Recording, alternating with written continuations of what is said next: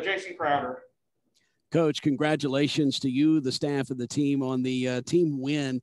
We'll talk about that team effort in just a second, but my first question is this. Obviously, you went out, you scored well in spurts in the second half, and Aaliyah kind of took this from me answering the question, but did you feel like it was that defensive effort that really got things started? And what did you do secondly in the second half differently than the first half defensively to kind of get your team going?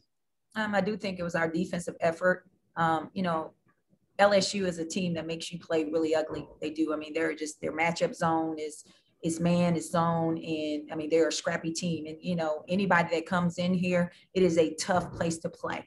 And they battle with the top teams in this league. For us, we wanted to limit them to one shot.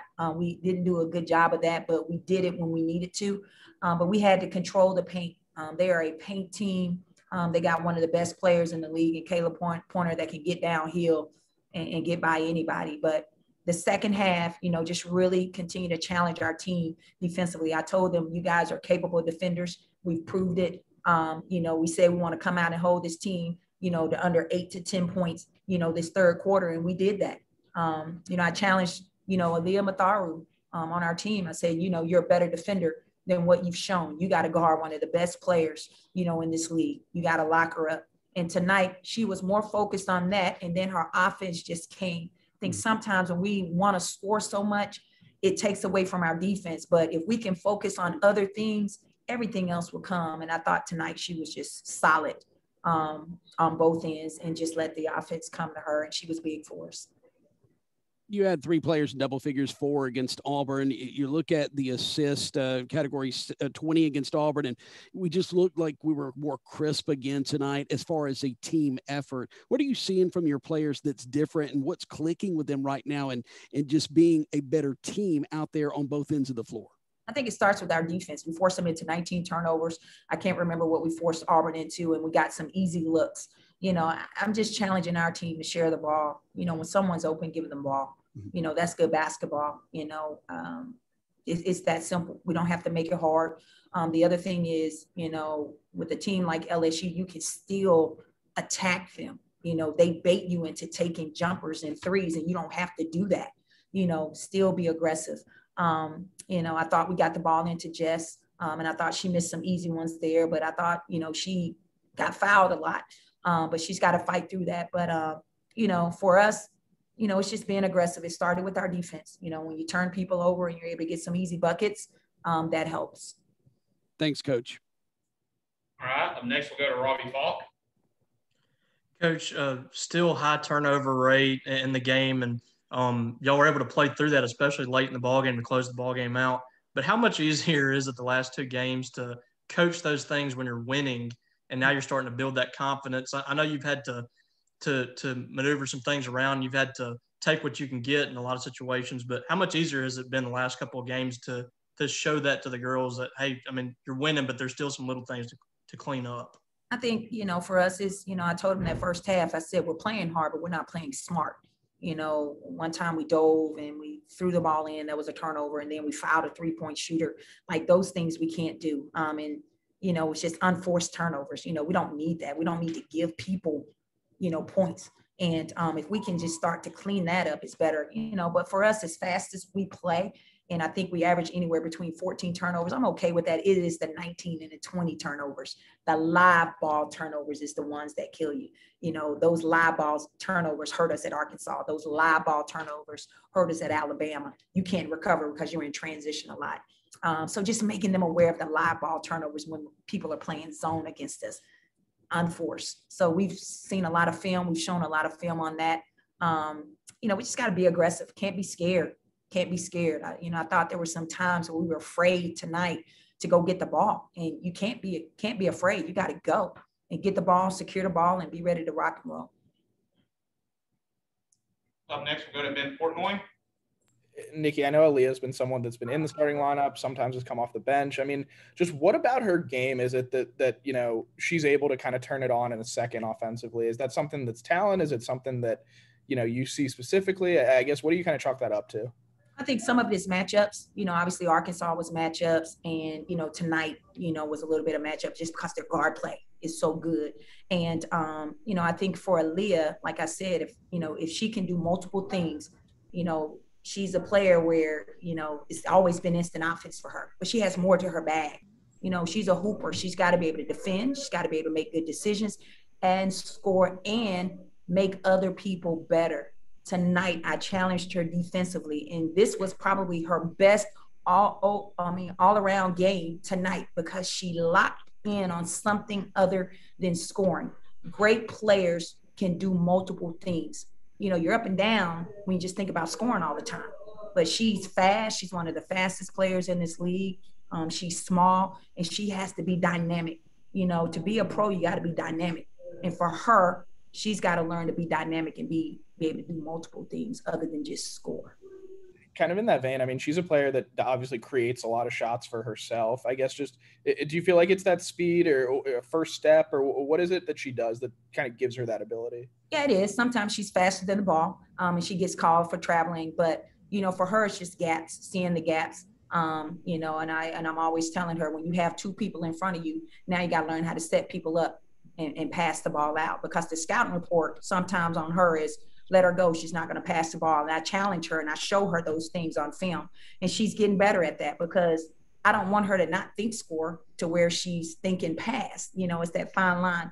But it's just more film. The game slows down for her the more she becomes a student of the game. But she does have a quick first step, and she has to understand her gaps. And when people are in front of her, and when to set people up, when to probe and to paint, when to have an uncontested three versus a contested three. Like the one time, normally she would have shot that three when there was no one underneath the basket. And that's the time when there was no one and she was in space, and she can score that all day. So she turned down a three to get to the basket, those are the things that she's got to continue to grow. Up next, we'll go to John Sokoloff.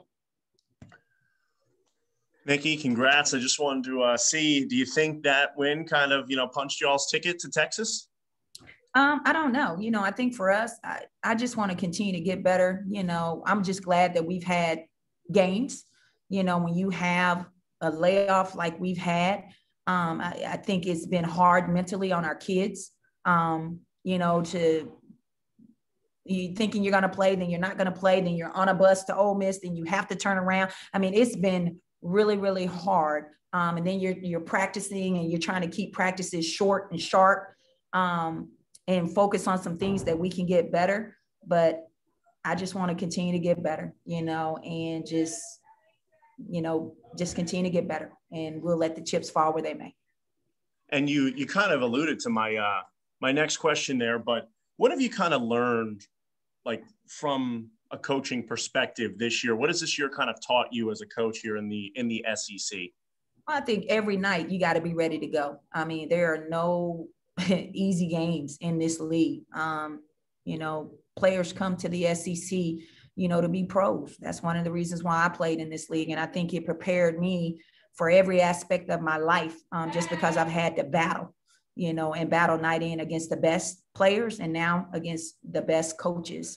But you just got to be ready. You got to be strategic and detailed. And, you got to be able to manage game and game plan.